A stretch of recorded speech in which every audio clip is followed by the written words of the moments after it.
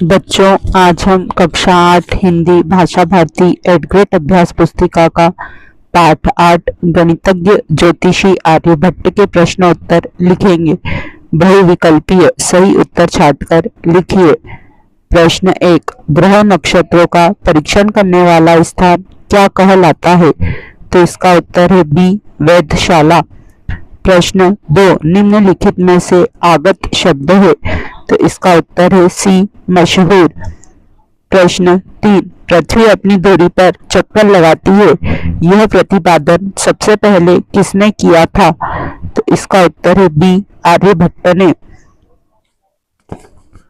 प्रश्न 4, जन सामान्य में प्रचलित मान्यता को क्या कहते हैं? इसका उत्तर है सी, किंवदंती। प्रश्न 5, वैज्ञानिक शब्द में किस प्रत्यय का प्रयोग हुआ है? तो इसका उत्तर है इक। इसके जो चारों ऑप्शन दिए हैं वो गलत हैं। नीचे दिए गए शब्दों में से उचित शब्द चुनकर रिक्त स्थानों की पूर्ति कीजिए। चंद्र, मलयालम, पूर्व, हानि, हस्तरेखा, पश्चिम, सूर्य, ग्रह, नक्षत्र। प्रश्न 6, पृथ्वी अपनी धुरी पर से की ओर घूमती है, तो पश्चिम से पूर्व की ओर। प्रश्न 7, विरोधार्थी शब्द युग्म में लाभ के साथ शब्द प्रयुक्त होगा, तो हानि। प्रश्न 8, आर्यभट्टीय पुस्तक की लिपि है, मलयालम। प्रश्न 9, ज्योतिष विज्ञान का संबंध से है, तो ग्रह नक्षत्र। प्रश्न 10, जब चंद्रमा की छाया पृथ्वी पर पड़ती है तब ग्रहण होता है, तो सूर्य ग्रहण। अति लघु उत्तरीय। प्रश्न 11, प्राचीन काल में चंद्र ग्रहण या सूर्य ग्रहण के लिए किसे उत्तरदायी माना जाता था? तो इसका उत्तर है प्राचीन काल में चंद्र ग्रहण या सूर्य ग्रहण के लिए राहु को उत्तरदायी माना जाता था। प्रश्न 12, सचिन क्रिकेट खेल रहा है, वाक्य में से उद्देश्य और विधेय छांटकर लिखिए। तो उद्देश्य है सचिन और विधेय क्रिकेट खेलता है। प्रश्न 13, पाठ में आए सूर्य ग्रहण के उल्लेख के स्थान पर दूसरा उदाहरण किस समकक्ष भौगोलिक घटना का हो सकता है? तो पाठ में आए सूर्य ग्रहण के स्थान पर चंद्र ग्रहण का उल्लेख हो सकता है।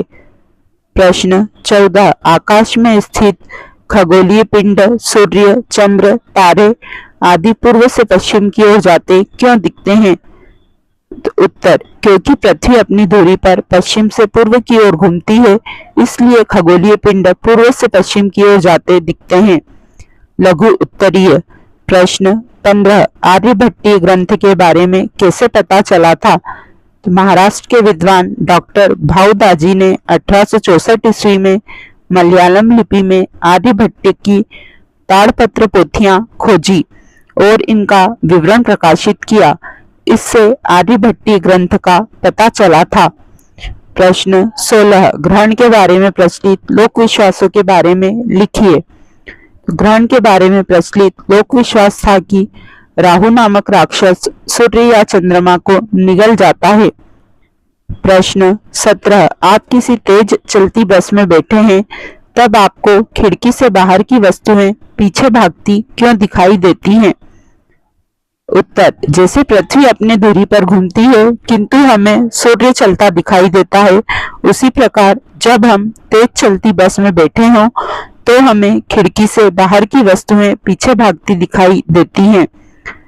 प्रश्न 18, विज्ञान के विभिन्न क्षेत्रों में प्राचीन भारत की देन के बारे में लिखिए। विज्ञान के विभिन्न क्षेत्रों में प्राचीन भारत की सबसे बड़ी देन शून्य है, जिसके कारण केवल 10 अंक संकेतों से सभी संख्याओं को व्यक्त किया जा सका। दीर्घ उत्तरीय प्रश्न। प्रश्न 19, आर्यभट्ट के वैज्ञानिक योगदान के बारे में अपने विचार लिखिए। उत्तर, आर्यभट्ट ने चंद्र ग्रहण एवं सूर्य ग्रहण की वैज्ञानिक व्याख्या की, पृथ्वी की गति के बारे में खुलकर अपने विचार रखे और कहा कि तारामंडल स्थिर है, पृथ्वी अपनी धुरी पर चक्कर लगाती है। आर्यभट्ट के साथ ही हमारे देश में गणित ज्योतिष के अध्ययन की एक नई स्वस्थ परंपरा शुरू हुई थी। प्रश्न 20, प्रकृति के प्राकृतिक उपग्रह का नाम लिखते हुए उसके बारे में 10 वाक्य लिखिए। उत्तर नंबर 1, पृथ्वी का प्राकृतिक उपग्रह चंद्रमा है। नंबर 2, यह पृथ्वी के चारों ओर चक्कर लगाता है। नंबर 3, यह रात के समय आकाश में दिखाई देता है। नंबर 4, चंद्रमा का आकार घटता बढ़ता रहता है। नंबर 5, पूर्णिमा के दिन चंद्रमा पूर्ण दिखाई देता है। नंबर 6, अमावस्या के दिन चंद्रमा बिल्कुल दिखाई नहीं देता है। नंबर 7, चंद्रमा पर वायुमंडल का अभाव है। नंबर 8, चंद्रमा को बच्चे चंदा मामा कहते हैं। नंबर 9, भारत ने चंद्रमा के दक्षिणी ध्रुव पर अपना झंडा गाड़ा है। नंबर 10, नील आर्मस्ट्रांग चंद्रमा की धरती पर कदम रखने वाले पहले अंतरिक्ष यात्री थे। इसी के साथ हमारा यह अध्याय यहीं समाप्त होता है। जल्दी ही हम अगले पाठ के साथ पुनः मिलेंगे।